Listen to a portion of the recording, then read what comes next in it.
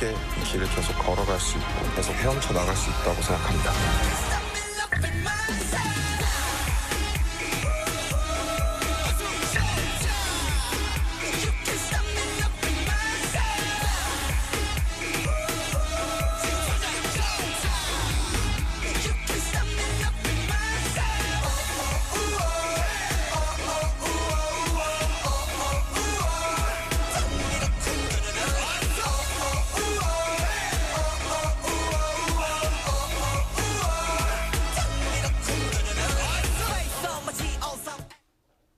네, BTS의 컴백 공연이 이제 하루 앞으로 다가왔습니다.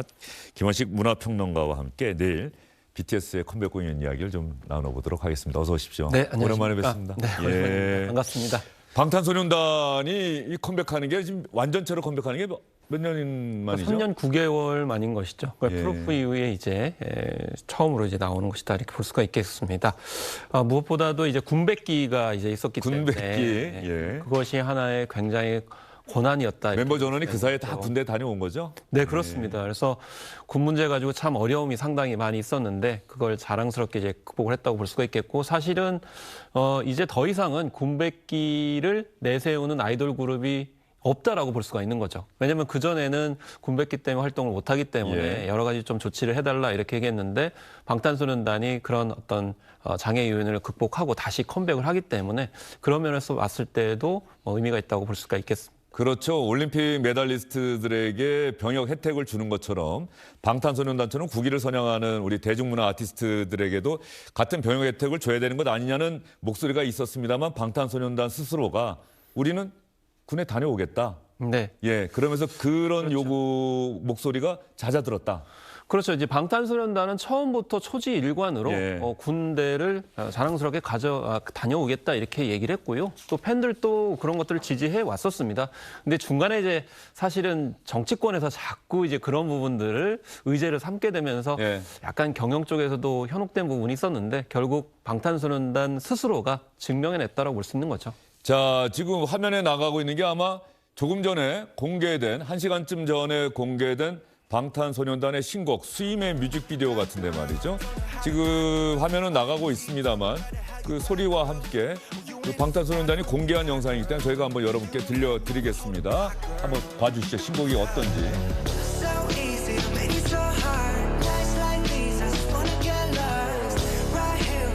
이 스윙이라고 하는 노래에 방탄소년단이 각별한 의미를 부여하지 않았습니까? 네, 타이틀곡이고요. 스윙이라는 건 뭐 헤엄치다, 그렇죠. 헤엄치기라고 볼 수가 있겠습니다. 아까 이제 군대 말씀드렸습니다만은 사실 방탄소년단 입장에서는 뭐 군백기를 아닌 것을 증명했습니다만 상당히 어려운 거였거든요. 그렇기 때문에 이 노래에서 표방하는 것은 어떤 어려움이 계속 오는, 그러니까 파도가 치는 바다에서 끝까지 포기하지 않고 나아가겠다라는 의미를 담고 있습니다. 그리고 뭐 얼터네티브 팝송이다라는 어떤 설명이 있었는데요. 이런 사실 이제 팝송인데 일반 팝송은 아니고 약간 좀 새로운 시도를 하는 음악 종류라고 보시면 되겠습니다. 그래서 딱 들었을 때는 약간 낯설게 들을 수도 있는 거거든요.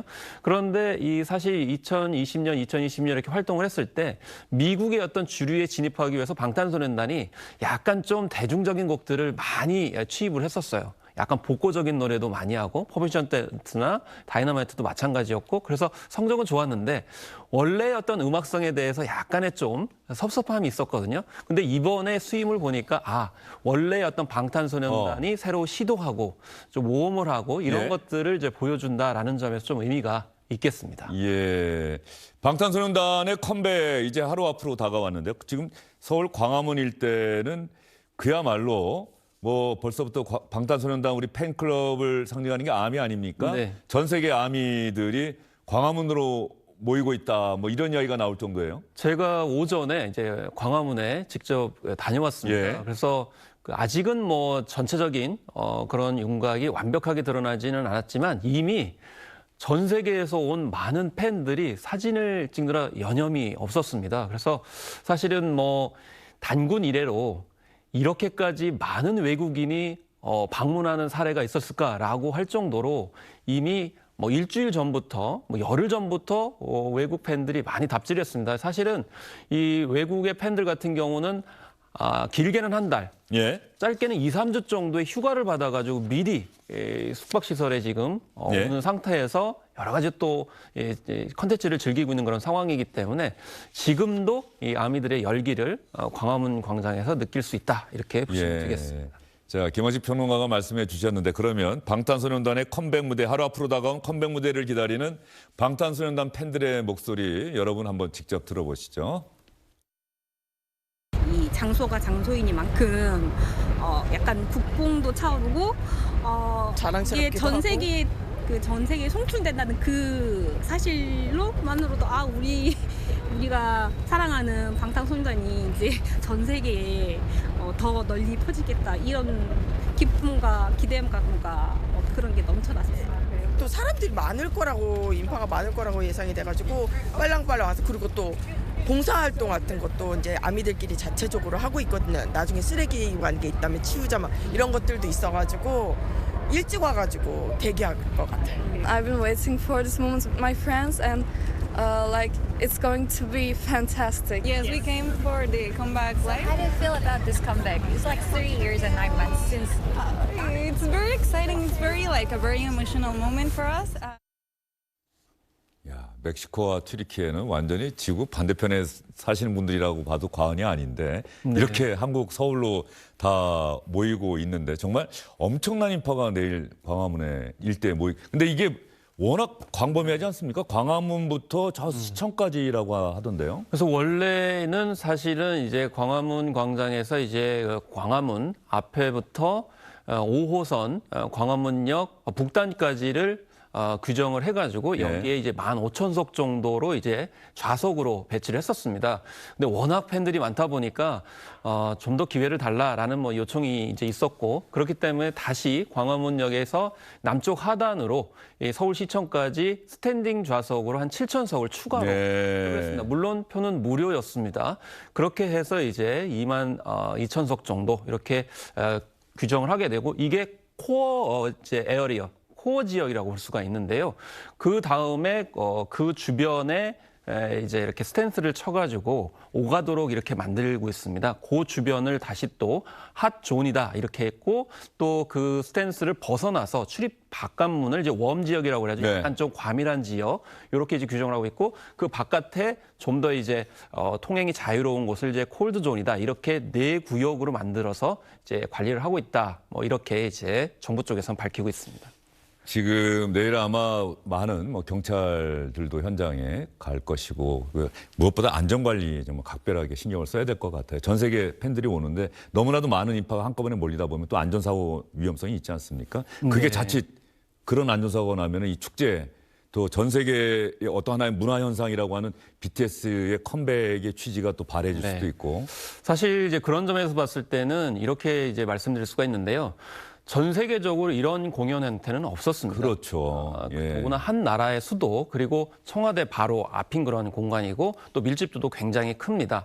그렇지만 이제 문화예술적으로는 이제 실경 콘서트라고 얘기를 하거든요. 되게 콘서트장 안에서만 그들만의 어떤 콘서트를 하는 것이 아니고 야외 공간에서 시민들이 무료로 또 세계인들이 같이 참여할 수 있는 공간이기 때문에 혁신적인 시도이긴 하지만 통제해야 될 부분들이 상당히 많이 있다는 거죠. 그래서 무엇보다도 이번에 안전관리를 잘 하면 특히나 이 새로운 어떤 모델이 형성되는 거기 때문에 그런 점에서 이후에 일회성이 끝나지 않고 장기적으로 이 실외 공간, 특히 도시 집중 공간에서 새로운 K-팝 모델을 만들 수도 있기 때문에 어느 때보다도 굉장히 중요하다. 이렇게 일종의 시험대가 될 수 있다라고 볼 수가 거꾸로 있겠습니다. 네, 우리 경찰을 비롯한 우리 공무원분들 이게 민간의 영역을 왜 공무원들이 고생을 해야 되느냐 이렇게 불만을 가질 수도 있지만 또 국위를 선양하는 중요한 또 무대인 만큼 우리 나라를 알리고 국위를 선양한다는 또 사명감, 책임의식 갖고 좀 잘해주셨으면 좋겠다는 생각이 들고요. 아까 또 아미 팬분들 보니까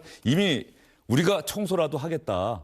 그 쓰레기 같은 거 전혀 없도록 해야 된다라고 하는 그런 이야기도 아까 하시더라고요. 사실 이제 그거를 방탄소년단이 많이 이제 유행시킨 말이 예. 선한 영향력이거든요. 선한 영향력. 그래서 예, 사실 그전에는 내가 좋아하는 가수들도 맹목적으로 이렇게 팬덤 활동들을 했지만 오히려 이 팬덤이 어떤 활동을 하느냐에 따라 가지고 아이돌 그룹의 명성이나 브랜드 가치가 올라가기 때문에 이번에 질서 있게 안전하게 깨끗하게 예, 이제 콘서트를 하게 되면은 그것이 방탄소년단의 어떤 이미지와 또 국가인 우리나라의 어떤 이미지도 올라가기 때문에 그런 선한 영향을 지금 같이 시너지 효과를 내겠다라고 하는 거기 때문에 그런 점에서 이번에 아미의 진면모가 저는 다시 한번 드러날 거다 이렇게 믿어 의심치 않습니다. 아미가 전 세계적으로 한 몇 명 정도 된다고 지금 알려져 있습니다. 사실 아미의 특징이 있습니다. 예. 물론 이제 뭐 어떤 커뮤니티에는 3천만 명이다 이렇게 얘기를 하지만 아미의 특징은요. 자기가 방탄소년단의 팬이라고 밝히지 않습니다. 그래서 샤이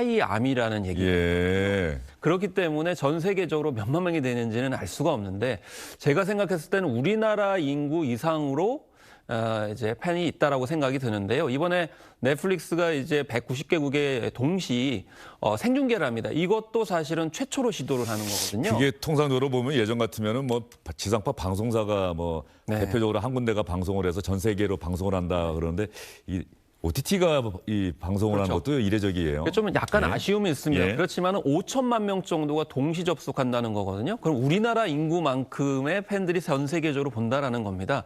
그래서 좀 약간 아쉬운 점은 뭐 SBS도 있습니다만 우리나라 이제 지상파 방송사를 포함해서 방송사나 OTT들이 같이 연합을 하고 이것을 중심에 두고 넷플릭스와 같이 나눴으면은 좀 더 좋았겠지 않았느냐 이런 얘기도 있는데 어쨌든 중요한 건 이번에 한번 뭐 모험이라고 제가 말씀드렸잖아요. 모험을 했고 그 다음에 좀 자리를 잡게 되면 같이 또 이렇게 연합을 해가지고 우리 콘텐츠를 같이 공유하는 것도 무엇보다 중요할 것 같습니다. 방탄소년단의 광화문에서 그 광장에서의 공연, 그 전 세계 팬들이 광화문 앞으로 다 모이는 것도 최초고 또 이게 OTT로 전 세계로 송출되는 것도 최초고 네. 역시 방탄소년단은 최초라고 하는 기록을 많이 써가는 것 같은데 방탄소년단이 신곡 앨범의 또 주제가 제목이 아마 아리랑인 네. 것 같아요. 우리나라를 상징하는 멜로디죠. 아리랑. 이 아리랑과 관련해서 또 방탄소년단 멤버들이 한 이야기가 있어서 저희가 찾아봤습니다. 여러분들은 그럴 수 있을 것 같아. 갑자기 아리랑? 뭐 그렇지. 왜 아리랑일까? 저도 그랬어요. 그래서 진짜 저희다운 게 뭐냐. 그런 생각을 많이 하다가 좀 저희가 어디서 출발했는지를 보여드리고 싶었던 것 같아요. 저희 7명이 전부 다 또 한국 사람이기도 하고 한국을 상징하는 무언가가 같이 들어가면 좋겠다라는 생각을 하다가 이제 아리랑이라는 키워드를 좀 불러오게 되었는데 근데 가장 진짜 우리답고 뭔가 우리 뿌리인 것 같고 그런 부분에서 딱 보여줄 수 있는 게 아리랑이었던 것 같아요. 저희가 10년 전에 그리고 케이콘 파리에서 아리랑을 불렀던 나 그 무대 봤어. 너 기억나? 이거 기억나냐? 네 아리랑스. 자, 바로 저 방탄소년단 멤버들의 저 이야기를 들어보면서 왜 방탄소년단의 노래가 세계적으로 인기를 끌까? 평론가님 그 부분 사실 궁금해하는 분들이 많아요. 물론 아미분들은 다 아시겠습니다만. 네, 사실 음악적 장르로 관점에서 봤을 때는 대중성과 예술성의 중간을 차지하고 있습니다. 사실 아이돌 그룹에 대해서는 아이돌 그룹 좋아한다는 표현을 하시기가 상당히 힘드시잖아요. 근데 속으로는 굉장히 좋아하시잖아요. 결국에는 예술성과 대중성 관점에서 봤을 때 아이돌 음악이지만 아이돌 음악이 아닐 것 같은 어떤 사회적 메시지나 음악적 장르들을 끊임없이 시도해 준다라는 점이 특징이고요. 특히 사회적 메시지나 어떤 보편적인 어떤 감성이나 가치들을 적극적으로 수용을 하고 있다는 점이 큰 특징이라고 볼 수가 있겠습니다. 그리고 맨 처음에 이제 출발할 때 중요한 거는 우리는 중소돌이다라고 하면서 전 세계 청춘들의 어려움을 대변하는 그런 측면에서 많이 어필을 했었거든요. 그리고 기존의 아이돌 그룹 같은 경우에는 소통을 하지 않았었어요. 근데 방탄소년단은 끊임없이 자신들의 일상을 공개하면서 같이 꿈을 나눠주고 어려움에도 불구하고 같이 가보자라고 하는 그런 희망의 메시지들 잘 보여줬기 때문에 이런 점들이 아주 복합적으로 작용을 한다. 그래서 노래만으로 이렇게 인기를 끄는 시대가 아니고 그 스타들의 어떤 세계관과 가치관들 또 활동을 같이 이제 공유하면서 감정이입하고 같이 행보를 보이는 것이 요즘의 그런 음악 세계의 특징이다라는 점에서 이거는 영미팝 중심의 옛날의 아티스트 중심이 아니고 K-팝이 항상 팬들과 같이 공유하고 호흡한다는 점에서 봤을 때 방탄소년단이 가장 이상적이다라고 볼 수가 있는 것이죠. 알겠습니다. 방탄소년단 이야기는 끝나지 않습니다. 저희는 중간 광고 잠시 보시고요. 다시 돌아와서 또 방탄소년단 노래 여러분과 함께 들어보겠습니다.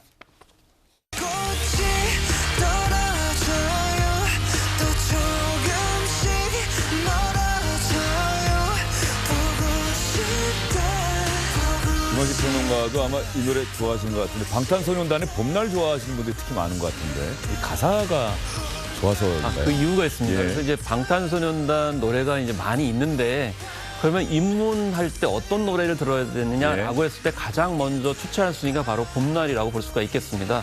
물론 중간중간에 힙합 멜로디나 이제 비트가 있음에도 불구하고 가장 우리 가요다운 느낌도 있거든요. 그래서 이런 점에서 방탄소년단에 대해서 한 번쯤 접하고 싶다 그러시면은 특히 뭐 3월 봄날인데 이 봄날이라고 하는 곡을 통해서 또 접촉하실 수도 있겠습니다. 알겠습니다. 김원식 평론가의 말씀처럼 방탄소년단 노래 궁금해 나도 한번 들어보고 싶어 그러면 봄날이라는 노래 한번 들어보시면 좋을 것 같습니다. 오늘 이야기는 여기까지 듣도록 하겠습니다. 감사합니다. 정영진의 뉴스 브리핑 여기서 인사드리도록 하겠습니다.